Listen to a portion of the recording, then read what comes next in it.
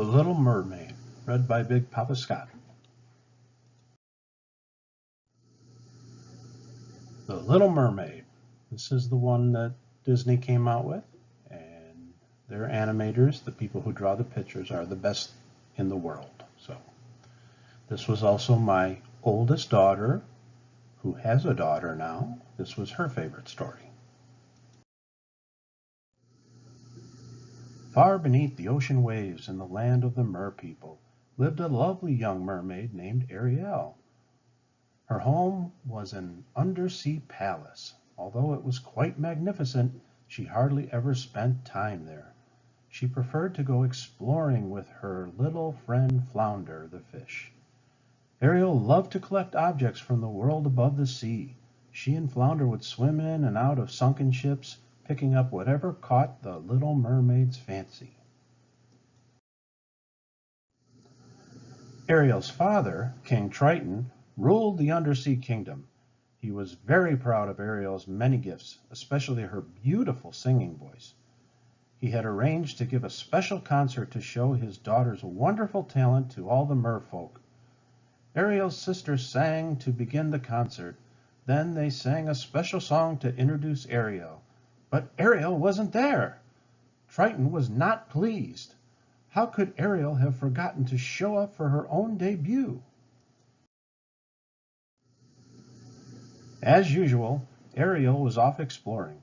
She had found a sunken ship to play in and had forgotten all about the concert. By the time she returned home, the guests had left. Triton was so angry that he ordered Sebastian, a crab who was his court composer, to follow Ariel and to keep her out of trouble. Later that day, Ariel slipped away again, with Sebastian following close behind. She hadn't gone far when a huge shadow darkened the waters above. "It's a ship!" she gasped with delight. Ariel swam to the surface to get a closer look. There were humans on board. One of them was very handsome. Ariel heard the others call him Prince Eric. But as Ariel watched, a sudden storm took them all by surprise. To her horror, the ship began to sink. Most of the people on board were able to climb safely into a lifeboat, but the handsome young prince was hit by a falling spar and thrown into the churning water. Ariel knew that humans could not live under the sea. She had to save the unconscious prince. There was no time to lose.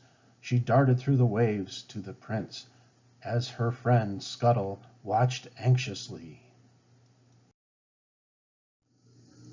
Using all her strength, Ariel dragged the young prince to the shore. Scuttle was waiting for them. The silly bird put his ear close to Eric's boot. "Sorry, Ariel, I can't make out a heartbeat," said Scuttle. Ariel placed her head on the prince's chest. "Oh, he's breathing, Scuttle!" she cried. She was so happy that she began to sing to the prince. At the sound of Ariel's lovely voice, Eric's eyelids began to flutter. "He's going to be all right," Ariel said gratefully. "Now I'd better get back before Father finds out I've left." When the prince opened his eyes, all he saw was his faithful dog Max running up to him. Ariel returned home, but she couldn't forget the human prince. As she sat thinking about him, two evil eels named Flotsam and Jetsam watched her with their cunning eyes. "Come with us," they coaxed sweetly. "We know someone who can help you." Ariel followed the eels. Before she knew it, she was inside the deep, dark cave of Ursula, the sea witch. Ursula knew how much Ariel missed Eric. She told the young mermaid that she could help her visit him for a price. "I will make you human so you can visit your young man," Ursula said. "But you must get him to fall in love and kiss you before the sun sets on the third day. If you fail, You will turn back into a mermaid and return to the sea as my slave." Then Ursula laughed wickedly. "Oh, ha, ha, and one other thing. You must leave your voice with me." Poor Ariel! She would have done anything to see the young prince again, so she signed the agreement. Then the evil witch locked Ariel's beautiful voice inside a magic seashell that she wore around her neck. Flounder and Sebastian watched in amazement as Ursula's magic powers changed Ariel into a human girl. Suddenly, Ariel could no longer live underwater. Luckily, her two friends rushed her up to the surface so she could breathe.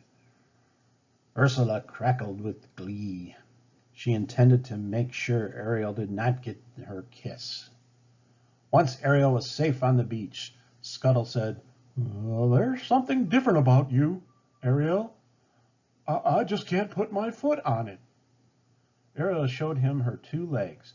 She wanted to tell Scuttle about what had happened to her, but since Ursula had taken her voice, Sebastian had to explain.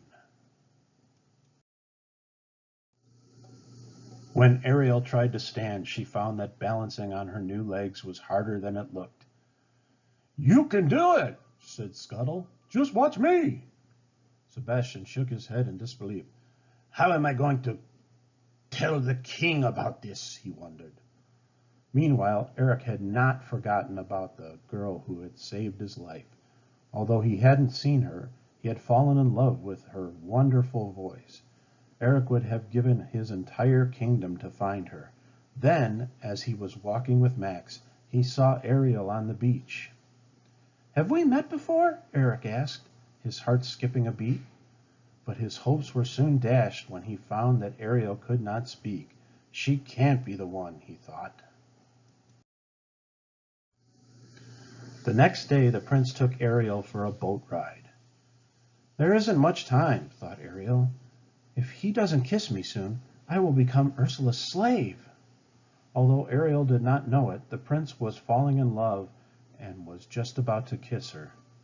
But Flotsam and Jetsam had been watching them. They tipped the boat over and sent the young couple tumbling into the water before Ariel could get her kiss. Ursula had been watching the couple in her magic bubble. She decided to trick Eric so Ariel would never get her kiss. The witch transformed herself into a beautiful girl. With Ariel's voice locked inside the seashell necklace, Ursula would sound just like Eric's true love. The following day, as Ursula walked along the beach, the sound of Ariel's beautiful voice filled the air. Eric could hardly believe his ears. The girl who had saved his life had finally come back to him. Quickly, the sea witch put a spell on Eric, and he decided to marry her right away. Ursula's nasty trick had worked. She and Eric were to be married on the ship that very day. In her cabin, Ursula laughed as she looked at her true reflection in the mirror. Luckily, Scuttle saw Ursula's real reflection too. Scuttle and Flounder rushed off to find Ariel and tell her all about the sea witch's latest trick. "Don't worry, Ariel, we'll help you," said Scuttle, as Flounder pulled her out to the ship. Then Scuttle flew to the ship. With the help of sea lions, pelicans, and other birds, Scuttle stopped the wedding. As Ariel climbed over the railing, the birds tore at Ursula's clothing and pulled her hair. The seashell fell from Ursula's neck. When it broke, Ariel's voice returned to her instantly. Ariel called out to warn the prince. Then Eric knew he had been tricked.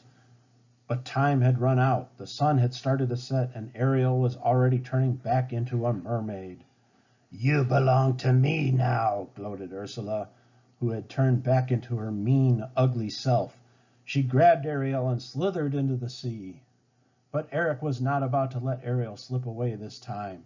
Grabbing a harpoon, he dived into the sea and hurled it at the sea witch. That made Ursula angrier than ever. She transformed herself into a huge monster and tried to crush poor Ariel and the prince with her black tentacles. Eric clutched the Little Mermaid to him, trying to protect her from the witch's fury. Eric knew he had to do something, and fast. Climbing aboard the ship that Ursula's angry thrashing had raised from the bottom of the sea, he grabbed the wheel. He aimed the ship's prow at Ursula and sailed full speed ahead.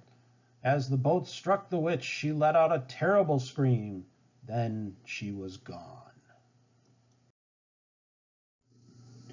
Everyone was glad to see the sea witch gone, but Ariel was still unhappy.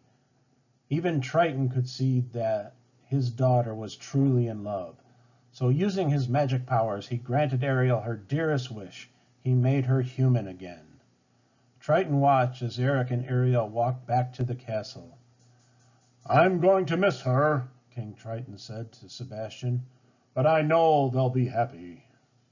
Soon after that, Eric and Ariel were married in a splendid shipboard wedding with all the mer people looking on. And just as King Triton had predicted, they lived happily ever after. The end.